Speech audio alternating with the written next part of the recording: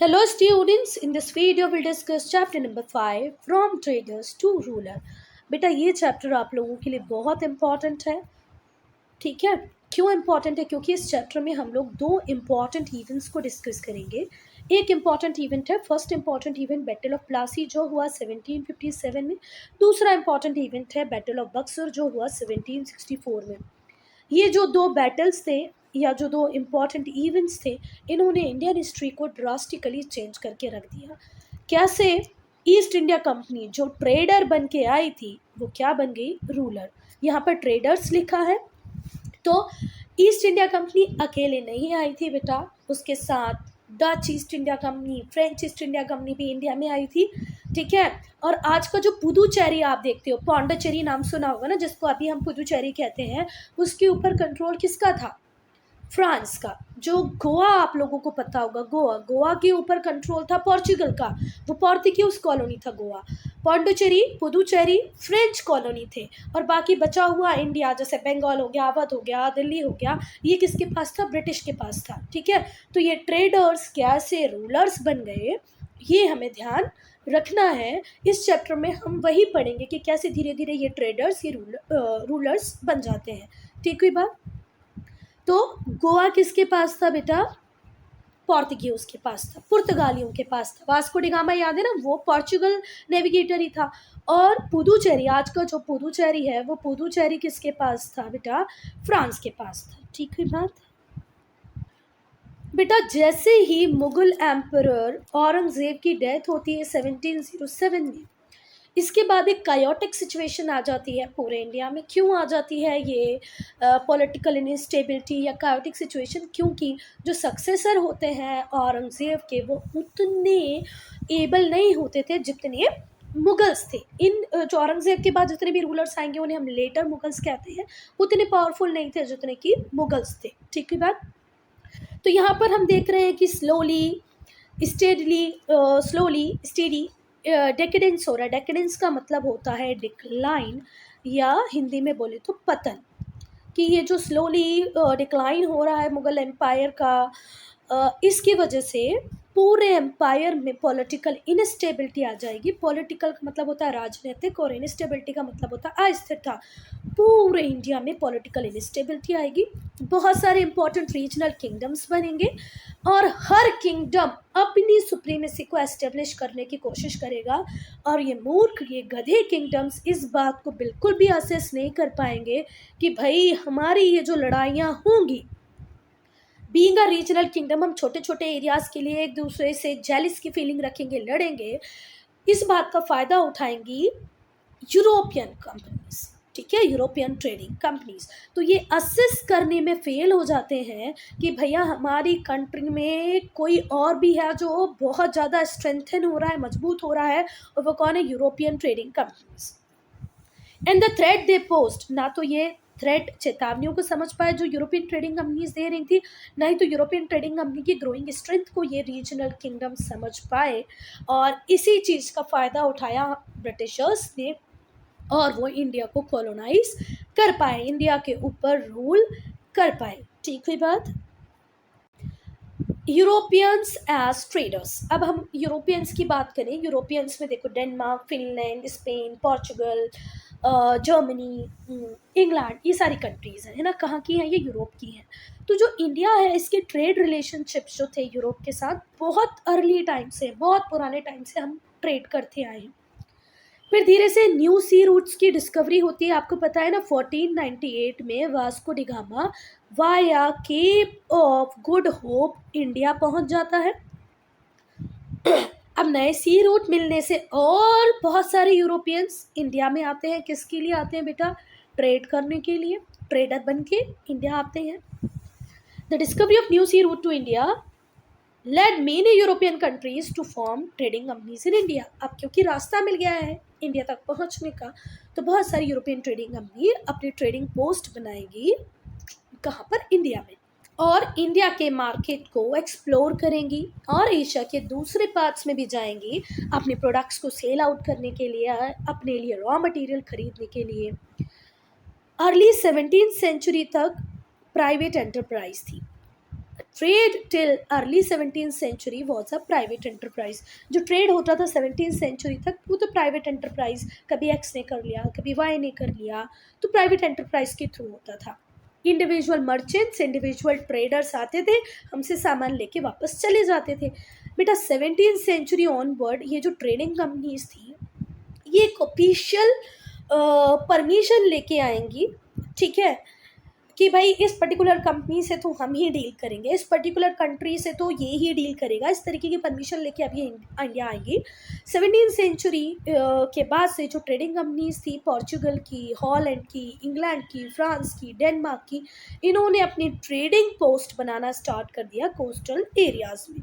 ठीक है, पहले ये जो इंडिविजुअल मर्चेंट्स और ट्रेडर्स डील कर रहे थे, अब ये लोग डील ना करेंगे, अब कंपनीज बनेंगी। कहाँ से? पोर्चुगल। तो मैंने पहले ही बताया बेटा, पोर्चुगल जो पोर्तुगीज थे उन्होंने किसको कॉलोनी बनाया? गोवा को। फ्रांस की कॉलोनी था कौन?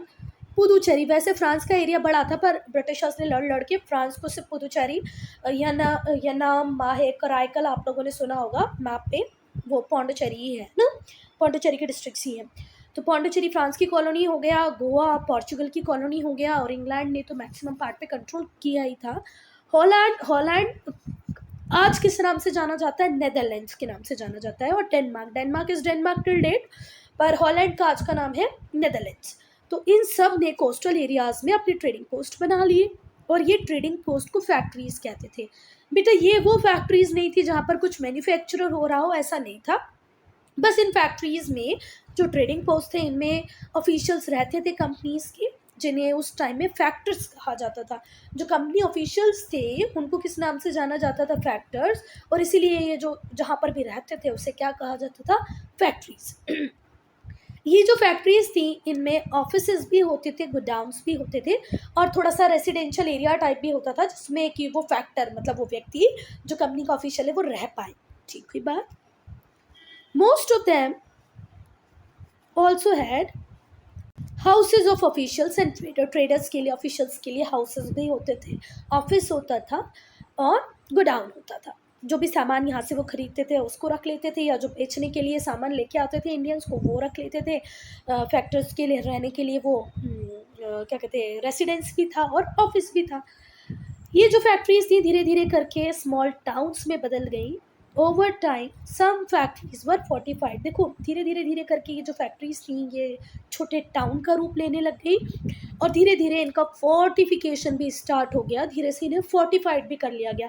फोर्टिफाइड का मतलब क्या होता है वो समझो। जैसे यहाँ पर ये फैक्ट्री है, इतनी जगह में वो फैक्टर्स रहते हैं, यहाँ पर उनके 2-3 ऑफिसेस हैं और यहाँ इनका गोडाउन है। तो अब इस एरिया को ये फोर्टिफाई कर लेंगे, मतलब किलाबंदी कर लेंगे, मतलब बड़ी सी मजबूत दीवार चारों तरफ बना लेंगे जिससे कि इन्हें सेफ्टी रहे। तो फोर्टिफिकेशन इन्होंने स्टार्ट कर दिया। जो फैक्ट्रीज थी वो ट्रेड में इंगेज रहती थी। बेसिक पर्पस, बेसिक मोटो ही क्या था? ट्रेड करने के लिए आ रहे थे। किस किस चीज़ में डील करते थे? Spices, cloth, Indigo. स्पाइसेस बोले तो मसाले, क्लॉथ बोले तो कपड़े, इंडिगो बोले तो नील। आप लोगों ने वो ऐड देखा होगा ना, आया नया उजाला 4 बूंदों वाला, वही इंडिगो। सिल्क हम बनाते थे, इंडिगो हम ग्रो करते थे, कॉटन हम ग्रो करते थे, स्पाइसेस, और उस कॉटन से हम अच्छे अच्छे क्लॉथ भी बनाते थे, जैसे बांधनी, चिन्स, पटोला, ये सब भी वो लेके हमसे जाते थे। और सबसे ज़्यादा तो इन्हें चाहिए थे हमसे स्पाइसेस, मसाले। इनकी बहुत डिमांड थी यूरोप में। जो फैक्ट्रीज होती थी वो इंडिया से आइटम लेती थी लो प्राइजेस पे, और हाई प्राइजेस पे इन्हें यूरोप और अमेरिका में बेच देती थी, क्योंकि इस ट्रेड में प्रॉफिट बहुत ही था, बहुत ज़्यादा प्रॉफिट था। Take everything at a lower prices from India and sell it at higher prices in Europe. तो इस तरीके से ट्रेडिंग में बहुत सारे लोग बहुत फ्लरिश किए। तो बहुत सारी यूरोपियन कंट्रीज चाहती थी कि भाई हमारा जो शेयर हो वो सबसे ज़्यादा हो उस ट्रेड में। और बेटा यहाँ पर ये जो वर्ड है वाइड, इस वाइड का मीनिंग होता है कंपटीशन। तो कंपटीशन के लिए एक नया वर्ड सुन लो आज, वाइड। जब आप लोग यूजुअली कॉमनली सिर्फ कंपटीशन को यूज़ करते हो तो उसकी जगह वाइड को भी यूज़ कर सकते हो। तो ये जो यूरोपियन कंट्रीज़ थी इनके बीच में कंपटीशन था, होड़ लगी हुई थी कि किसके पास कितना ज़्यादा शेयर आता है ट्रेड का। जो जितना ज़्यादा ट्रेड करेगा उसको उतना ज़्यादा प्रॉफिट होगा। However, the quantum of trade was not sufficient. पर जितना ट्रेड हो रहा था वो हर कंट्री को, हर कंपनी को अच्छा खासा प्रॉफिट दे, इस बात की संभावनाएं थोड़ी कम थी। मतलब जिस अमाउंट में ट्रेड हो रहा था उससे हर कंपनी सस्टेन कर पाए, ये संभव नहीं था। एक पर्टिकुलर टाइम के बाद जो प्रॉफिट अर्न कर रही थी कंपनी, वो धीरे धीरे श्रिंक होने लगा, कम होने लगा। कैसे कम होने लगा? क्योंकि बेटा स्पाइसेस, अब स्पाइसेस को मांगने वाला ब्रिटेन भी है, फ्रांस भी है, डच भी है, मतलब नेदरलैंड्स भी है, और डेनमार्क भी है। ये चारों लोग बेटा जब एक ही चीज़ की डिमांड करेंगे तो ऑब्वियस सी बात है इसका प्राइस बढ़ जाएगा, और इनके कंपटीशन की वजह से जो प्रॉफिट थे यूरोपियंस की वो श्रिंक होने लगे, कम होने लगे। तो अब हर व्यक्ति, इंग्लैंड, फ्रांस, पोर्चुगल, डेनमार्क, सब सोच रहे हैं कि भाई अगर हमें हमारे प्रॉफिट्स को बढ़ाना है तो हमें कंपटीशन को एलिमिनेट करना पड़ेगा। क्या एलिमिनेट करना पड़ेगा? कंपटीशन को एलिमिनेट करना पड़ेगा। ठीक है, हमारे कॉम्पिटिटर्स को एलिमिनेट कर दो। देखो, अगर हम अकेले बायर होंगे तो हम अपने टर्म्स कंडीशन पे ट्रेड करेंगे, पर फ्रांस, डेनमार्क हमारे साथ होंगे तो भैया जो जो बेचने वाला है उसके भाव तो वैसे ही बढ़ जाएंगे ना। वो इंग्लैंड से बोलेगा खरीदना हो तो खरीदो, नहीं तो मैं फ्रांस को बेच दूंगा। फ्रांस नहीं खरीदेगा तो बोलेगा मैं डेनमार्क को बेच दूंगा। तो यहाँ पर सबको समझ में आने लगा कि पहले कॉम्पिटिटर्स को कम करना है, तभी ट्रेड के ऊपर मोनोपोली। मोनोपोली का मतलब होता है एक अधिकार, मतलब एक सिंगल सेलर, सिंगल बायर जो मार्केट में होता है तो उसे हम क्या कहते हैं? मोनोपोली। ठीक है बात। तो यहाँ पर मोनोपोली स्टेब्लिश करने के बाद अब दिमाग में आने लगे कंपनीज के, जो कंपनीज थी वो अपने रेस्पेक्टिव गवर्नमेंट का पूरा सपोर्ट लेती थी इस चीज़ के लिए। The companies which had the support of their respective government, अगर कंपनीज को उनकी सरकार भी सपोर्ट कर रही है, set out to do just that, और उनको इस काम को करने में कोई प्रॉब्लम नहीं आएगी, क्योंकि उनके बैक हैंड पे, उनके बैकअप के लिए कौन खड़ी है? उनकी खुद की कंट्री। तो उन्होंने यहाँ पर अपनी आर्मीज को बिल्ड करना स्टार्ट कर दिया। ठीक है, अब देखो, जैसे इंग्लैंड की बात करें और इंग्लिश ईस्ट इंडिया कंपनी की बात करें तो ये क्या करेगा बेटा? अपनी उस टाइम में जो क्वीन थी वो थी एलिजाबेथ। एलिजाबेथ से बोलेगा कि देखो मैं यहाँ पर प्रॉपर ट्रेन नहीं कर पा रहा हूँ क्योंकि पोर्चुगल मुझे परेशान करते हैं, डेनमार्क मुझे परेशान करते हैं, तो आप एक काम करो, मुझे परमिशन दो कि मैं यहाँ अपनी आर्मी मेंटेन करूँ, और मुझे अगर इस बीच अगर थोड़ा बहुत रिक्वायरमेंट पैसे की लगे तो वो आप मुझे दे देना। तो क्वीन एलिजाबेथ वाज लाइक कि यार इतना प्रॉफिट तो कंपनी कमा रही है, ठीक है बेटा जो तुमको लगे तुम करो, और हमारा जब सपोर्ट लगे हमें बोल देना। तो ये जो लोग थे, मतलब जो कंपनीज थी, अपनी आर्मी बनाने लग गई इंडिया के अंदर, और इन्हें बिल्कुल भी शर्म नहीं आती थी, ये फोर्स का भी यूज़ करने लगे अपने गोल्स को अचीव करने के लिए। ठीक है, और in the course of time, एक टाइम के बाद पोर्तुगीज, डच और डैनिश, मतलब डैनिश कहाँ से? डेनमार्क से, और डच कहाँ से? नेदरलैंड से। नेदरलैंड के डच और डैनिश कहाँ के? डेनमार्क के। ये इन्हें उखाड़कर बाहर फेंक दिया गया इंडियन ट्रेड से, क्लीन स्वीप दे दी। अब दो कॉम्पिटिटर बचे हैं, एक है इंग्लैंड और दूसरा है फ्रांस। ठीक है बात। बाकी डच कंपटीशन में नहीं है, डेनमार्क कंपटीशन में नहीं है। इन्हें ऑस्टेड, ऑस्टेड करने का मतलब होता है, ऑस्टेड का मतलब होता है बेदखल कर देना। तो बेटा अब बेदखल कर दिए गए हैं पोर्तुगीज, डच एंड डेनिश। तो बेटा दूसरी बात कि पोर्तुगीज तो रहेंगे गोवा में, बहुत बाद तक रहेंगे। अगर हमारे इंडिया को छोड़ के जाने वाला कोई यूरोपियन कंट्री था तो वो पोर्तुगीज ही था। ठीक है, बड़ी मुश्किल से गए हैं, नहीं तो ये लोग गोवा को क्या बोलते हैं कि ये तो हमारी ओवरसीज टेरिटरी है, गोवा को छोड़ने को ही रेडी नहीं थे। हम 1947 में जो आज़ाद हो गए ना, तो 1947 में गोवा के ऊपर पोर्तुगीज का ही रूल था। 50s से भी बाद में गए हैं ये लोग इंडिया से। अब सिर्फ दो ही प्लेयर बचे हैं, एक है ब्रिटिश और दूसरा है फ्रेंच। ठीक है, ये की प्लेयर्स हैं अब इंडियन मार्केट में, और ये डोमिनेट कर रहे हैं इंडिया के ट्रेड को। ठीक है, dominating trade between India and Europe. India और यूरोप के बीच में जो भी ट्रेड हो रहा है उसको डोमिनेट करने वाले कौन बचे हैं बच्चा?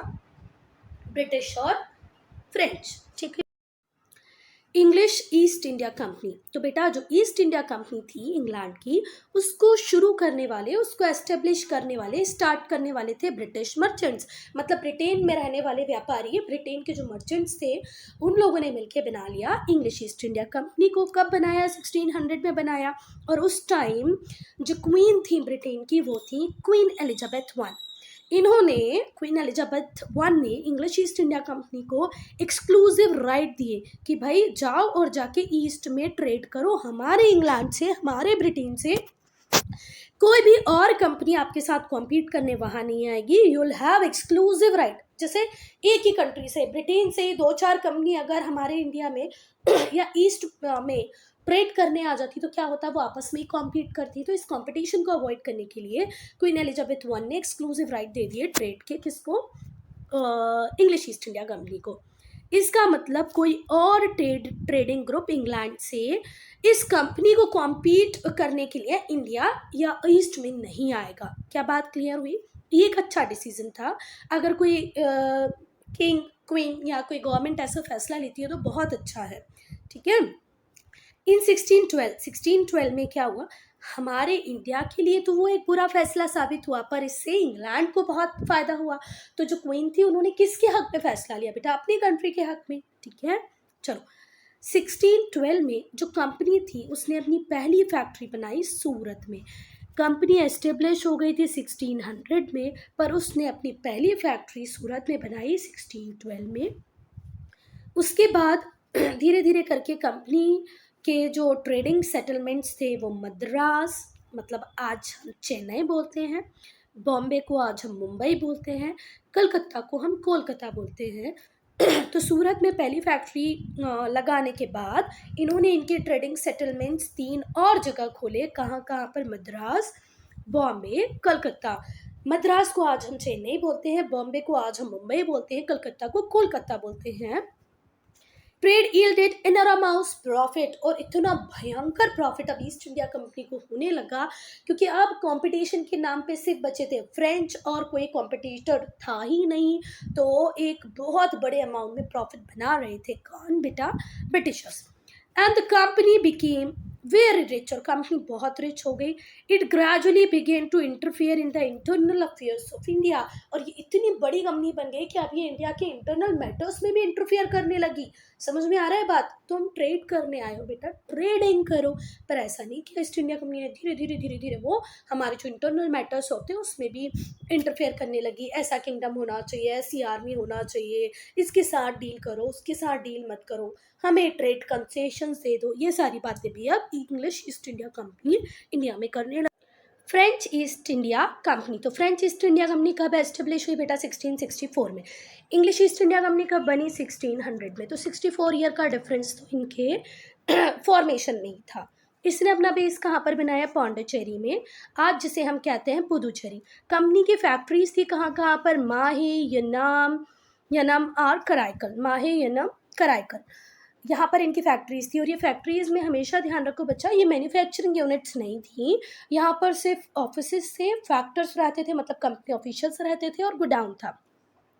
जैसे ही अगर मैं इंग्लिश ईस्ट इंडिया कंपनी की बात करूं, जिसको इंग्लैंड के मर्चेंट्स, ब्रिटेन के मर्चेंट्स कंट्रोल करते थे, पर फ्रेंच ईस्ट इंडिया कंपनी के साथ ऐसा नहीं था, क्योंकि फ्रेंच ईस्ट इंडिया कंपनी को लार्जली कंट्रोल करती थी फ्रेंच गवर्नमेंट, ठीक है।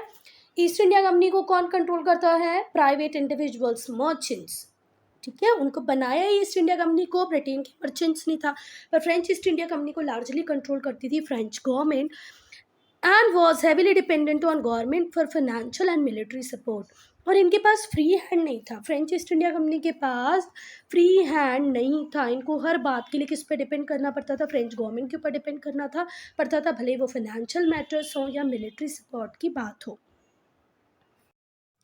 Now Anglo French rivalry in India. बेटा ये इंडिया में आके तो पहली बार लड़ेंगे, पर पूरी दुनिया में अलग अलग बातों को लेके फ्रांस और इंग्लैंड लड़ते रहे हैं, हमेशा लड़े हैं। कौन कौन? फ्रांस और इंग्लैंड। पूरा वर्ल्ड इनकी दुश्मनी की खबरें जानता है। तो अभी इंडिया में है, एक ही चीज़ में ट्रेड कर रहे हैं, एक चीज़ मतलब जो इनके इंटरेस्ट है वो कॉमन है। दोनों को इंडिगो चाहिए, दोनों को क्लॉथ चाहिए, दोनों को स्पाइसेस चाहिए। तो यहाँ पर इनके इंटरेस्ट जो है ट्रेडिंग को लेके वो सेम है। अब इसी वजह से यहाँ पर इनमें होंगे क्लैशेस, लड़ाइयाँ। तो ट्रेडिशनल राइवल जो पूरी दुनिया में हमेशा हर अलग अलग बात को लेके लड़ रहे थे, कभी ट्रेड को, कभी टेरिटरी को, कभी किसी और बात को लेके लड़ रहे थे, उनके क्लैशेस इंडिया में भी होंगे रिलेटेड टू ट्रेड इंटरेस्ट, और इस वजह से होंगे सीरीज ऑफ वॉर्स, बहुत सारे युद्ध ये इंडिया में लड़ेंगे, और इन वॉर को हम कॉमनली कहते हैं कार्नेटिक वॉर। कार्नेटिक वॉर कहाँ लड़े गए बेटा? तो आज प्रेजेंट डे में जहाँ तमिलनाडु स्टेट है वहाँ पर लड़े गए कार्नेटिक वॉर। किस किस के बीच में? फ्रेंच और इंग्लैंड के बीच में, क्योंकि यहाँ पर ट्रेड राइवलरी थी इन दोनों के बीच में, इनके ट्रेड इंटरेस्ट को लेके कॉन्फ्लिक्ट था। जो ब्रिटिश और फ्रेंच थे उन्होंने 3 बार लड़ाई की इंग्लैंड में, कहाँ पर? कार्नेटिक में। जो वॉर थे वो 20 ईयर्स तक चले, नियरली 20 ईयर्स तक चले, मतलब पूरे 20 साल नहीं, नियरली 20 ईयर्स। 1744 में स्टार्ट हुए और कब ख़त्म हुआ? 1763 में। और इसके बाद में हार हो जाती है फ्रेंच की, मतलब फ्रांस की हार होती है, इंग्लैंड की जीत होती है, और उसके बाद फ्रांस एक स्ट्रॉन्ग पॉलिटिकल पावर इंडिया में नहीं रहता है। मतलब अब अकेली पॉलिटिकल पावर बचेगी, वो होगी इंग्लैंड। इंग्लैंड नहीं बोल के हम क्या बोलते हैं? ब्रिटेन। ठीक हुई बात? चलो अब हम डिस्कस करेंगे फर्स्ट कार्नेटिक वॉर को, जो 1744 से 1748 तक चला, मतलब 4 साल चला। फर्स्ट कार्नेटिक वॉर कितने साल चला? 4 साल।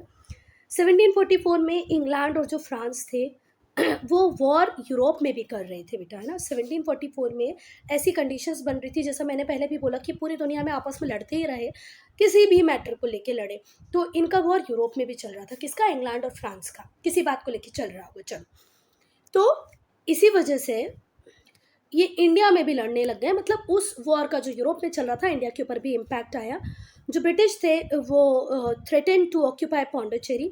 ब्रिटिशर्स ने चेतावनी दी कि ये जो तुम्हारी फैक्ट्री है ना पौंडीचेरी में, जो एरिया पौंडीचेरी का तुमने कंप्लीट करके रख लिया, जीत के लिया है, या जिसके ऊपर तुम्हारा कंट्रोल है, हम उसे भी अपने कंट्रोल में कर लेंगे। ऐसा कौन सोच रहा है? ब्रिटेन। और ये ब्रिटेन, जो ब्रिटिश हैं, ये थ्रेटन कर रहे हैं, मतलब उन्हें चेतावनी दे रहे हैं किसको? फ्रेंच को।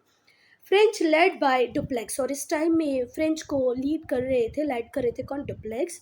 Retaliated by occupying Madras. इस बात का बदला लेने के लिए जो कौन थे? डुप्लेक्स, उन्होंने मद्रास को ऑक्यूपाई कर लिया। ब्रिटिश ने अपील की अनवरुद्दीन से, जो नवाब थे कार्नेटिक के, कि भैया हमें हेल्प करो, है ना। एज मद्रास फेल इन इस टेरिटरी, क्योंकि मद्रास तुम्हारी टेरिटरी में आता है। किससे बोला? अनवरुद्दीन से बोला, जो कि कार्नेटिक के नवाब थे। उनसे कहा कि हमारी हेल्प करो क्योंकि मद्रास तुम्हारी टेरिटरी में आता है। नवाब था, उसने अपनी आर्मी भेज दी, but was defeated by the French, पर फ्रेंच ने नवाब की आर्मी को भी हरा दिया। फाइनली 1748 में with the end of war in Europe, जैसे ही यूरोप में वॉर ख़त्म हुआ, जो एंग्लो फ्रेंच हॉस्टिलिटी थी वो इंडिया में भी ख़त्म हो गई, और पीस सेटलमेंट साइन हो गया। मद्रास वापस से किसको मिल गया? ब्रिटेन को मिल गया। ठीक है। लड़ाई की शुरुआत भी यूरोप में जो राइवलरी थी फ्रेंच और इंग्लिश के बीच में, उसी वजह से हुई थी, और जब जैसे ही वहाँ पर वो वॉर ख़त्म हुआ, यहाँ पर भी इन लोगों ने पीस सेटलमेंट साइन कर लिया। ब्रिटिश को वापस मिल गया मद्रास। ठीक है। फिर होगा सेकेंड कार्नेटिक वॉर 1748 से 1754 तक। जो सेकेंड कार्नेटिक वॉर हुआ ब्रिटिश और फ्रेंच के बीच में, वो सक्सेशन के इशू को लेके था। To the throne of Hyderabad and Carnatic, Carnatic का थ्रोन किसको मिलेगा, हैदराबाद का थ्रोन किसको मिलेगा, इस इशू को लेके फ्रेंच और ब्रिटेन लड़ रहे थे। The two power supported rival candidates, और अगर ब्रिटेन एक्स को सपोर्ट कर रहा था तो फ्रेंच वाई को सपोर्ट कर रहा था। हैदराबाद में फ्रेंच ने सपोर्ट किया मुजफ्फर जंग को, जबकि ब्रिटिश ने बैकिंग दी किसको? नसीर जंग को। कार्नेटिक में फ्रेंच सपोर्ट कर रहे थे चंदा साहिब को, और ब्रिटेन सपोर्ट कर रहे थे मोहम्मद अली को। इस वॉर में देखो, इनका खुद अपनी लड़ाई नहीं थी, ये दूसरे की लड़ाई में आपस में लड़ने पहुंच गए, है ना, कि कौन राजा बनेगा हम डिसाइड करेंगे। फ्रेंच बोल रहे हैं, इंग्लैंड बोल रहे हैं हम डिसाइड करेंगे। और इस वॉर में, in the war that followed, जो वॉर इसके बाद हुआ, उसमें ब्रिटिश आर्मी ने फ्रेंच फोर्सेस को डिफीट किया, हरा दिया। एक पीस ट्रीटी साइन होती है उसके बाद, और डुप्लेक्स को वापस फ्रांस बुला लिया जाता है, क्योंकि ये बहुत बड़ी बात थी फ्रेंच ईस्ट इंडिया कंपनी के लिए, कि वो कंटिन्यू हारे ही जा रहे हैं, है ना। तो उन्होंने डुप्लेक्स अब चले गए कहाँ पर? फ्रांस वापस चले गए। अब कोई नया आएगा फ्रांस की साइड से। थर्ड कार्नेटिक वॉर चलेगा 1756 से 1763 तक। ये जो दो पावर्स थी, इनके बीच में जो पीस ट्रीटी साइन होती थी, बहुत कम टाइम तक रह पाती थी, एक बार ये फिर वॉर करने लगते हैं। कहाँ पर ये वॉर अब हो रहा था? यूरोप में। कब? 1756 में। ठीक है। Once again a war broke out in Europe in 1756। जो ब्रिटिश फोर्सेस थी उन्होंने फ्रेंच फोर्सेस को हरा दिया था। एक पीस ट्रीटी साइन हुई 1763 में। तो जो फ्रेंच थे उन्हें उनकी सारी टेरिटरीज वापस कर दी गई, पर उनसे कहा गया कि तुम इन्हें फोर्टिफाई नहीं करोगे। जो फैक्ट्रीज थी वो सिर्फ ट्रेड सेंटर्स बन के रहेंगी। फ्रेंच इन्फ्लुएंस धीरे धीरे करके बिल्कुल कम हो गया और ब्रिटिश इंडिया के मास्टर बन गए। Now quick quiz, what promoted European countries to form trading companies? तो वो थे न्यू सी रूट्स। ठीक हुई बात। जैसे न्यू सी रूट्स आए, कंपनीज ने यूरोपियंस ने बड़ी बड़ी कंपनीज बनाना स्टार्ट कर दिया, ट्रेडिंग कंपनीज बनाना स्टार्ट कर दिया। ब्रिटिश और फ्रेंच दोनों में से किसने 1612 में सूरत में फैक्ट्री बनाई? तो वो थे बेटा ब्रिटिश। इस टाइम तक तो French East India Company existence में ही नहीं थी। Which European trading company set up its base at Pondicherry? तो वो थी French East India Company. The Carnatic wars were fought between the Dutch and the French, true और फॉल्स? तो इसका आंसर है फॉल्स, क्योंकि डच के साथ नहीं बेटा, वो हो रहे थे ब्रिटेन के साथ। ठीक हुई बात।